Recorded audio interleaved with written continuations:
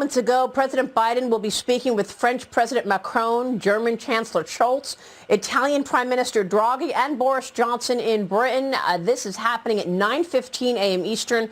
All of the leaders of these countries will be speaking about the state of the Russia-Ukraine conflict after that negotiation this morning.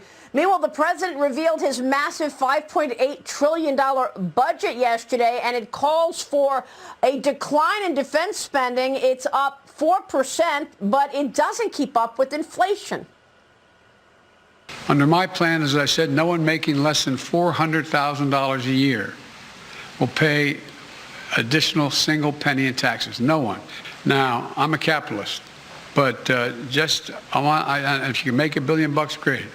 Just pay your fair share. Pay a little bit. A firefighter and a teacher pay more than double the tax rate that a billionaire pays. That's not right. That's not fair.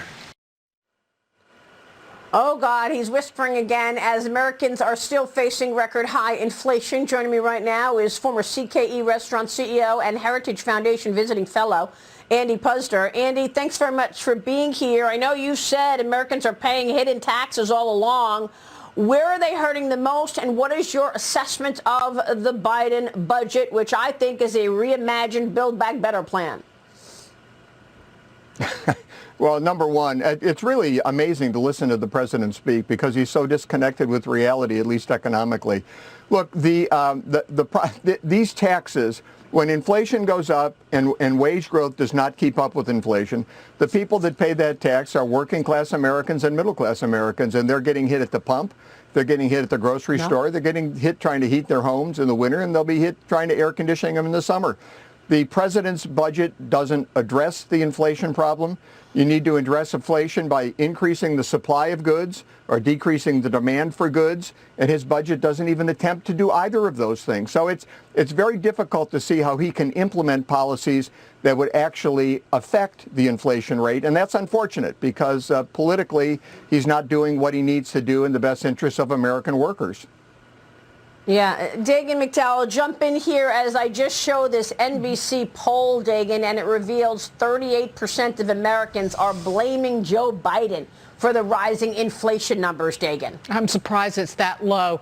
Andy, but you watch the Federal Reserve, and the central bank does look like it's going to try and get aggressive to control inflation, more so than maybe even the markets are anticipating. Is that good news or bad news? Because with an aggressive Fed comes pain. Either which way, you have the pain of inflation or the pain of an economic slowdown. Yeah, well, that's absolutely right, Dagan, but I think we're going to have to experience a period of pain given what's happened over the past year. Look, we've had 2 months in a row where the wholesale inflation was up 10%. That's the highest it's been up in 40 years. And the wholesale inflation rate affects everything, the price of everything retail in coming months.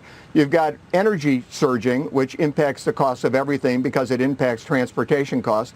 You've got wages increasing, which impacts the cost of everything because people have to make goods and then sell goods. So you're paying people more to do that. And then on top of that, we're going to have problems with the food chain because of the lack of fertilizer. We grow most of our own products here in the United States, but we need fertilizer to grow them.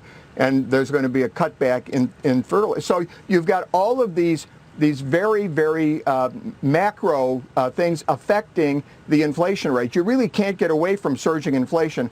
So the Fed has to act by increasing interest rates because the Biden administration politically can't do what it needs to do. So the Fed's going to have to react. And that's going to be a lot of pain for American working and middle class families. This is downright scary, Andy. We just spoke with Roger Marshall, senator from Kansas. He said we will see famine as a result of those food shortages and the need for fertilizer.